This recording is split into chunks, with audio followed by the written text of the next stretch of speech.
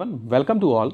तो इससे पहले की सीरीज़ में हम लोग टोपोग्राफी से जुड़े हुए कुछ डेफिनेशंस को देख चुके थे, जो एग्ज़ाम के लिहाज से यूपी एंड जो एसएससी जीडी होना है उसके लिहाज से बहुत इंपॉर्टेंट है। तो आगे की चीज़ों को हम देखते हैं कि इसमें कौन कौन से ऐसे पॉइंट्स हैं जो एग्जामिनेशन में पूछे जाते हैं मोस्टली। जैसे एक पॉइंट एग्जैक्टली पूछा जाता है कि जलप्रपात क्या है, यानी वाटरफॉल क्या है। तो नदियाँ जब ऊंचाई से गिरती हैं नीचे की ओर तो उससे जलप्रपात, जिसे झरना अपनी भाषा में हम कहते हैं, वो निर्माण करती हैं। और ये पर्वतीय क्षेत्र या फिर पठारी क्षेत्रों में पाए जाते हैं, या तो प्लेटूज़ में होगा या फिर माउंटेन एरिया में होगा। ये चीज़ें जहाँ पर ये संभव होता है तो वाटरफॉल वहीं बनता है, यानी कि जो झरना है वहीं बनता है, जिसको हिंदी में जलप्रपात कहा जाता है। तो एग्जैक्टली कभी कभी एग्जाम में ये डेफिनेशन पूछी जाती है कि जलप्रपात क्या है या जलप्रपात कहाँ बनता है। तो इस तरीके की चीज़ों को आपको याद रखना है, जिससे एग्जामिनेशन में आप इसके आंसर को कर पाएँ। नेक्स्ट वन देखते हैं कि अवनमन कुंड ये क्या चीज़ है। तो जलप्रपात यानी झरना जब होता है तो झरना के अपमान से नदियाँ जब नीचे गिरती हैं, मतलब उससे जब सरकने का पानी का फ्लो शुरू होता है, तो उससे जब नीचे पानी आता है तो उसमें एक गड्ढा बनता है, एक कुंड बनता है।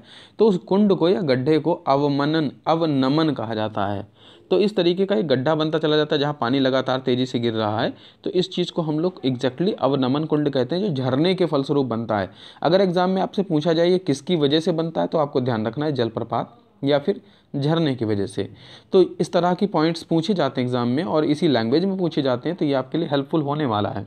नेक्स्ट पॉइंट देखते हैं कि एस आकार की घाटी जो वैली होती है वो नदियाँ किस प्रकार की होती हैं। तो नदियाँ और मैदानी क्षेत्र में एक्चुअली क्या होता है कि मुलायम चट्टान जो होती है, सॉफ्ट जो क्रस्ट होगा, उसको कठोर चट्टान छोड़ देते हैं। तो ये क्या होता है कि इस तरीके के इसमें डिज़ाइन बनता चला जाता है, जो ऐसे ऐसे करके बनता है। तो पानी जो है ये गड्ढे वाली जगह नॉर्मल, अगर मान लीजिए यहाँ पे पत्थर जो है वो कमज़ोर था, पानी की वजह से कट गया। जहाँ मजबूत है वहाँ नहीं कटा, तो जहाँ नहीं कटा वो ऊबड़ हो जाएगा, और जो कट गया वो खाबड़ हो जाएगा। तो ऊबड़ खाबड़ बोलते हैं इसको। उस तरीके का जो एक डिज़ाइन बनता है एस आकार का, ऐसे करके बनता चला जाएगा। इस चीज़ को हम लोग एस आकार की घाटी कहते हैं। और जिन्हें इसको जो है बनने के बाद में विसर्प भी कहा जाता है। ये नाम एक दिया है निनांडर और विसर्प, ये बनता है, इसका नाम दिया। तो विसर्प क्या है अगर पूछा जाएगा तो एस आकार की घाटी है। अगर निनांडर कभी कहा जाए तो क्या है, निनांडर एग्जैक्टली क्या है, तो एस आकार की घाटी होती है। तो ऐसे आपको ये पॉइंट ध्यान रखने बहुत इंपॉर्टेंट होने वाला है एग्जाम के आपके लिहाज से। नेक्स्ट पॉइंट देखते हैं कि गोखुर झील एग्जैक्टली क्या होता है। तो एस आकार की जो घाटी बन रही है पानी की वजह से जो बन रहा है, वो जब सीधी हो जाती है तो गोखुर झील निर्माण करती है। अब जैसे ऐसे करके ये बना हुआ, तो ये ना हो कि बिल्कुल सीधा सीधा हो जाए, तो वो क्या कहलाएगा, गोखुर झील कहलाएगा। उसके परितत्व झील भी कहते हैं, एक नाम और दिया जाता है इसको, परितत्व झील। तो इस पॉइंट को भी याद रखना कि परितत्व झील के नाम से भी इसको जाना जाता है। नेक्स्ट वन देखते हैं कि तटबंध मैदानी क्षेत्र में नदियों अपने किनारे पर सिल्ट या गाद जो होता है, कचरा जिसे बोलते हैं, इकट्ठा करती हैं। तो वो तटबंध क्या होता है, इसे तटबंध कहा जाता है जब वो कचरा या गाद इकट्ठा करती हैं। तो देखो, जब एक मुहाने पर जाकर, जहाँ नदी खत्म होती है वहाँ जाकर जब वो गाद इकट्ठा करती है तो उसको डेल्टा कहा जाता है। लेकिन अगर ये मैदानी क्षेत्र में कर रही, मान लीजिए कि आपके शहर में कोई झरना या नदी है कोई, तो वहाँ पर जो गाद इकट्ठी हो रही है उसे तटबंध कहा जाता है। किनारों पर आके वो बस जाता है, तो इसलिए वो तटबंध के नाम से जाना जाता है। तो ये चीज़ आपको ध्यान रखना है। फिर इसके बाद नदी द्वीप क्या होता है, नदी से बने हुए द्वीप। तो नदियाँ अपने बीच में निर्माण मार्ग में सिल्ट को जमा कर देती हैं। कई बार क्या होता है, नदी ऐसे बह रही है और बहते बहते एक जगह मान लीजिए बीच में थोड़ा सा मिट्टी है, इकट्ठी करती जा रही। तो ये जो पानी से बचने वाली मिट्टी है, गाद आ रही है, ये इकट्ठी होती जा रही, तो ये एक प्रकार का द्वीप का निर्माण करती, उसी को नदी द्वीप कहा जाता है। ये चीज़ ध्यान रखना है। नेक्स्ट है पॉइंट बहुत इंपॉर्टेंट, विश्व का सबसे बड़ा नदी द्वीप मांजुली है। ये ध्यान रखना है, जो ब्रह्मपुत्र नदी पर असम में बना हुआ है, विश्व का सबसे बड़ा है ये मांजुली द्वीप। नदी पर बना हुआ द्वीप। तो ये पॉइंट ध्यान रखना, इस तरह की चीज़ें एग्जाम में आने वाली हैं। तटबंध और नदी द्वीप बहुत उपजाऊ होते हैं, ये भी ध्यान रखना, क्योंकि इसमें सिल्ट होती, गाद होती है, तो इस वजह से ये सब चीज़ें इकट्ठा करके लेके आती हैं ये चीज़। अब देखिए क्या है कि यहाँ से जलप्रपात शुरू हो रहा, नीचे गिरा, तो ये जो बन रहा है अवनामन कुंड बन रहा है, पानी तेजी से गिरा इस तरह से, और जब ये खत्म हो गया तो आगे जाने के बाद ये तटबंध बन गया, क्योंकि दोनों तरफ सिल्ट लेके जा रहा है। और फिर जहाँ नदी द्वीप बनेगा वहाँ थोड़ा टापू एरिया बनता चला जाएगा इस तरह से। और आगे एस आकार की घाटी कब मिलेगी, जब ये ऊंचा एक नीचा ऐसे देखिए डिजाइन बनता चला जाएगा, तो ये एस आकार की घाटी बन जाएगी।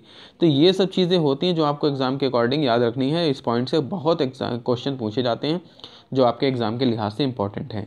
नेक्स्ट वन देखते हैं कि वितरिका एग्जैक्टली क्या होता है। तो क्या वितरिका है भाई, एग्जाम में पूछा जाएगा वितरिका क्या है, तो आप क्या बताएंगे। कि नदियाँ जब अपने मुहाने पर पहुँचती हैं, यानी कि समुद्र से मिलते समय, तो ढाल कम हो जाता है उनका, मतलब पानी फ्लो तेज जो है वो कम हो जाएगा। तो उस समय के टाइम में नदियाँ कई बाट में मतलब शाखाओं में बढ़ जाती हैं। जब ढाल तेज होता है तो एक ही जगह गिरती है, बट धीमे हो जाने पर कई अलग अलग रास्तों में बढ़ जाती हैं, और इन शाखाओं को ही वितरिका कहा जाता है। डिस्ट्रीब्यूट हो जाते हैं ना, तो वितरिका इसीलिए नाम दे दिया गया इसको। डेल्टा क्या होता है?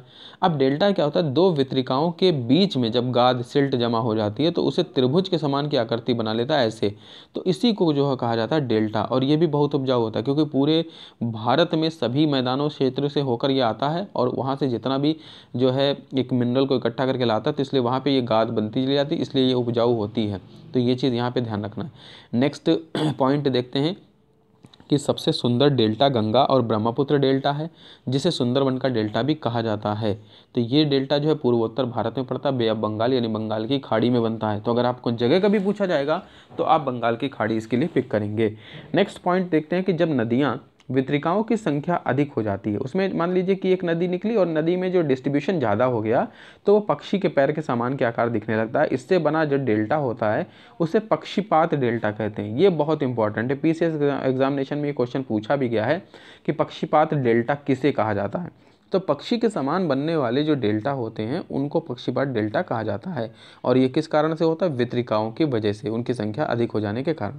चलिए आगे समझते हैं कि मिसिसिपी नदी जो यूएसए में मौजूद है पक्षीपात डेल्टा बनाती है, उसका डेल्टा सबसे चौड़ा है। तो ये मिसिसिपी जो नदी है यूएसए में बनी हुई, उसको डेल्टा को पक्षीपात डेल्टा कहा जाता है। तो ये पॉइंट बहुत इंपॉर्टेंट है कि सबसे बड़ा पक्षीपात डेल्टा कहाँ बन रहा है, तो यूएसए में बन रहा है। इस पॉइंट को याद रखेंगे।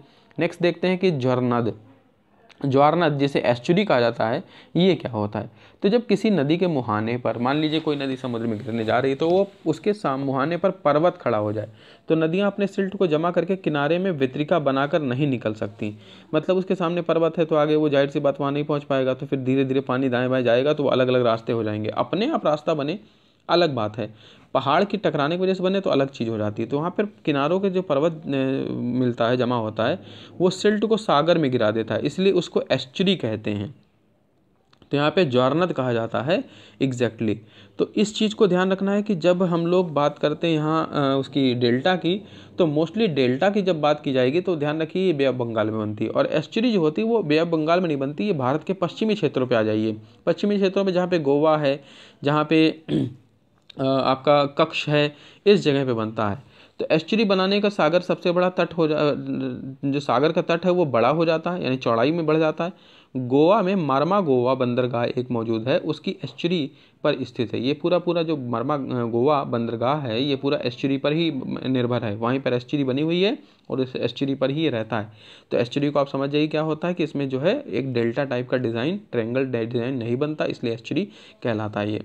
और सबसे बड़ा एस्चुरी जो है गोदावरी नदी पर बनता है। तो ये भी पॉइंट बहुत इंपॉर्टेंट है, इस चीज़ को याद रखें। नेक्स्ट देखते हैं कि नर्मदा तथा ताप्ती पश्चिम की ओर से एस्चुरी बनाती हैं। ये जो नर्मदा और ताप्ती नदियां हैं, इनको भी ऐसे समझ लें कि ये पूरब से पश्चिम की ओर बहती हैं। एक रीज़न इसका यह भी है कि जब दामोदर और गोदावरी पूरब की ओर एस्चुरी आती है तो ये उस समय के टाइम में पश्चिम की तरफ बनाती हैं। तो ये बेसिक पॉइंट है एक, जो सबसे ज़्यादा इंपॉर्टेंट है इसके डेल्टा निर्माण से या एस्चुरी निर्माण से।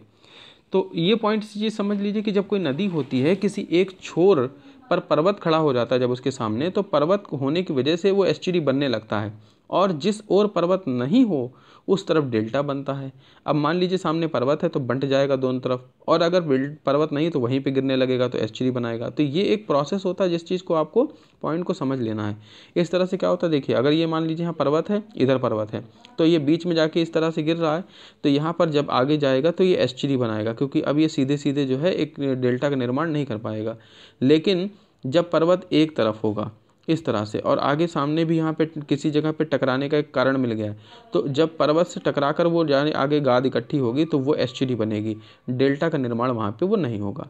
तो ये थे आज के इंपॉर्टेंट पॉइंट जो साइंस से रिलेटेड थे, आपके एग्जामिनेशन में पूछे जाने वाले हैं। तो ये चीज़ बहुत हेल्प करने वाली है। तो इन क्वेश्चंस को, इन पॉइंट्स को जरूर देख के जाइए, आपके एग्जामिनेशन के लिए अच्छा होने वाला है। तो ऑल द वेरी बेस्ट सभी के लिए। एग्जामिनेशन आपका सबका अच्छा हो, अच्छे से एग्ज़ाम दीजिए, आपका सिलेक्शन सबका हो। तो आई होप कि सब चीज़ें आप अच्छे से कर पाएंगे। तो नेक्स्ट सेशन में फिर मिलेंगे एक ऐसे ही नए वीडियो और नए लेक्चर के साथ। तब तक के लिए stay happy, stay safe and keep watching our channel.